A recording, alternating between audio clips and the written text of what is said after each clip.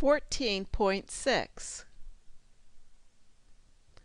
We're going to do a couple of mass calculations. The first one will be in two-dimensional space. Find the centroid of the constant density, dart-shaped region bounded by the y-axis and these two curves. Before we move on, I'd like to first find where the two curves intersect. So I set them equal to each other.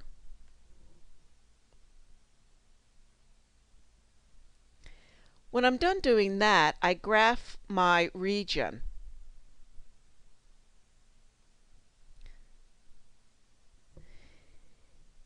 Once we've graphed it, it's fairly easy to see the symmetry about the x-axis.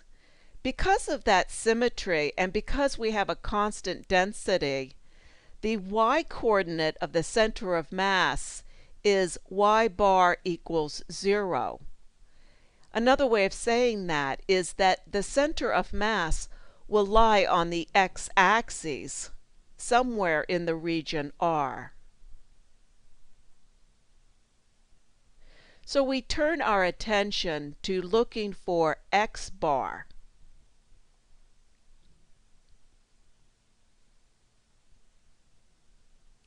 For a constant unknown density, we can assume that rho equals 1.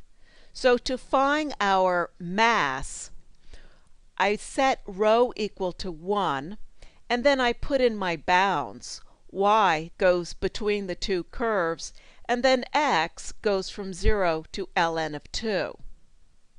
So first I'm going to want to integrate with respect to y. After I'm done with that, I integrate with respect to x.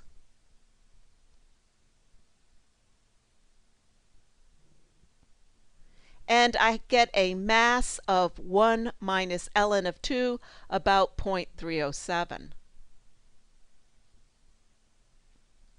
So now let's find the moment about the y-axis.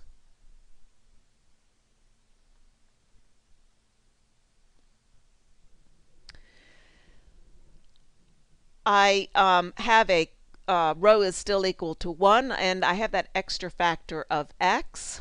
I integrate with respect to y. And then after I do that and evaluate, I break my integral up into two pieces. I don't think you have to do that, but I chose to do it that way. The second piece is fairly easy to do. The first piece much harder. It's going to require integration by parts. So we're going to have some fun with this. Okay, let's see if we can remember integration by parts. In integration by parts, you choose a u and a dv. I'm choosing u equals 2x because when I find the differential, that x gets reduced down to a power of 0. And then I choose for dv everything that's left, and v is negative e to the negative x. And then so the formula goes, the integral of u dv is equal to uv minus the integral of duv. And you can see we need to do one more integral. And we get that this one piece is equal to 1 minus ln of 2. I take that one piece and put it in for this integral. And I get my moment about the y-axis, about 0.067. So x bar is approximately 0.217. And there is my center of mass. To find the center of mass in three-dimensional space, of course, is going to be harder. We have x bar, z bar, and y bar to find. Find the center of mass of the interior of the hemisphere D of radius a with its base in the xy plane. Looking at the density function, we can see the object is heaviest at the origin and lighter near the outer surface. The center of mass lies on the z-axis because of the symmetry of the solid and the symmetry of the density function. Both things have to be symmetric. Therefore, x bar and y bar are both 0, and we're looking for z bar. To do this, we're going to use spherical coordinates. Write the solid D in terms of spherical coordinates. Remember the extra factors needed for spherical coordinates. Put in your density function. And then after distributing rho squared into the parentheses, integrate with respect to rho. And then evaluate with rho ranging from 0 to a.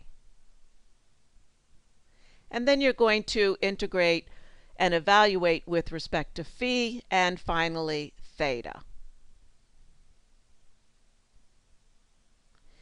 Now let's work on the moment about the xy plane. Again, the bounds are the exact same. And you still need those factors. You always need those factors when you're doing an integral involving spherical coordinates. Now, z, that's different. That's new. Z, you have to recall, is equal to rho times cosine of phi. As before, put in my density function. Distribute the rho squared and then integrate with respect to rho.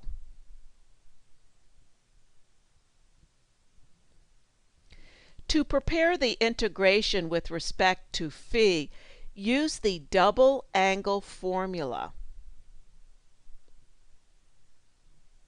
and then finish it up. So z bar is 9/25 of whatever your radius a is of your hemisphere. And so x bar, y bar, z bar is 0, 0, 9/25 of a.